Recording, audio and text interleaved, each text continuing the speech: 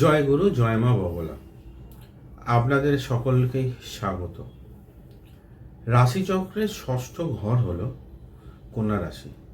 কন্যা রাশির ক্ষেত্র হলো বুধের ক্ষেত্র। সকলেই অল্প বেশি জানেন বুধের স্বভাবটা কেমন, বালক সুলভ, হ্যাঁ ইন্টেলিজেন্টও বটে। এই কন্যা রাশির একটা বিশেষ একটা পয়েন্ট বলছি।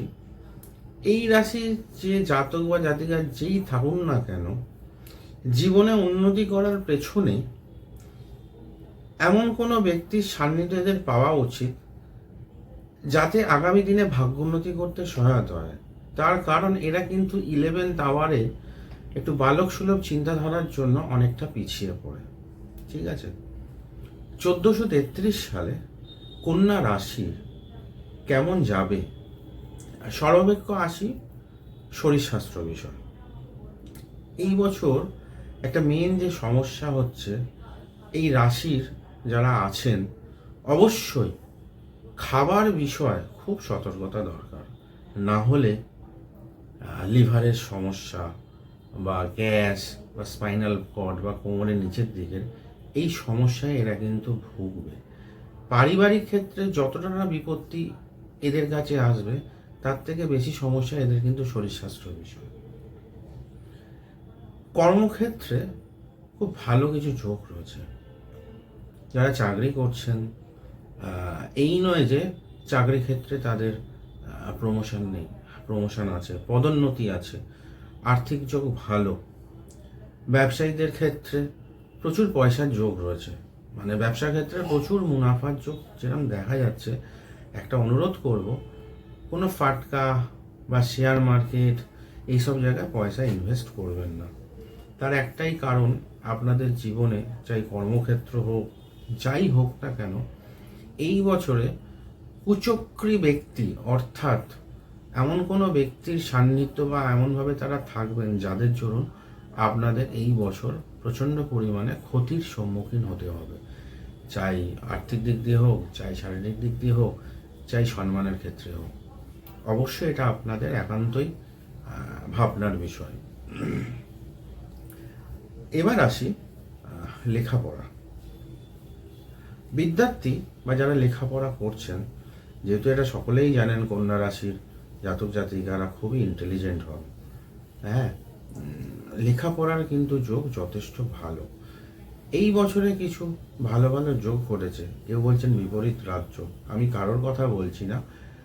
এই বিপরীত রাজ্যটাকে আমি একটু ব্যাখ্যা করে দিই।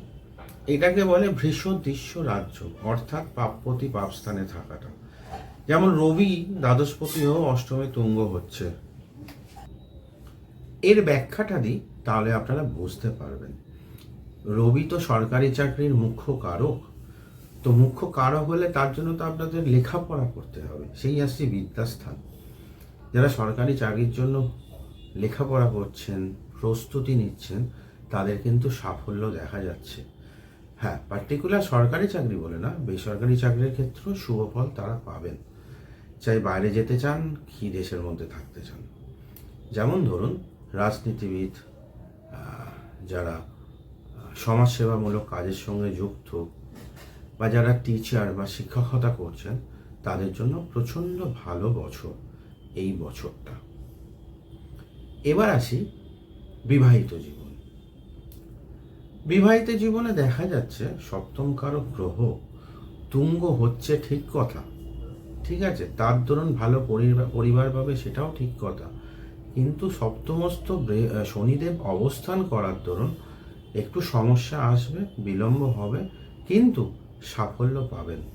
বিবাহের ক্ষেত্রে খুব ভালো পরিবারের মেয়ের সঙ্গে বিবাহ হবে।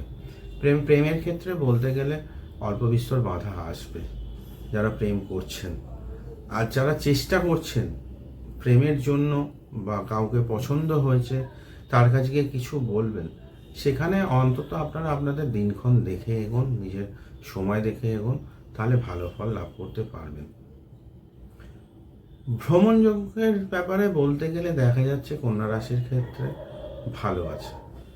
চাই আপনি সপরিবারে ভ্রমণে যান বা কর্মক্ষেত্রের জন্য যান, ভালো ফল আছে। দেশের মধ্যে গেলে যদি ধামে যান তা আরও ভালো। তার একটাই কারণ, যে বৃহস্পতি শনিদেবকে দর্শন যখন দিচ্ছেন, আধ্যাত্মিকতার যেটাকে বলে ভগবান দর্শন, বা যে কর্মের জন্য যে চিন্তাধারা নিয়ে যে ধাম বা কোনো তীর্থে যাচ্ছেন, তা সফলকাম হবে।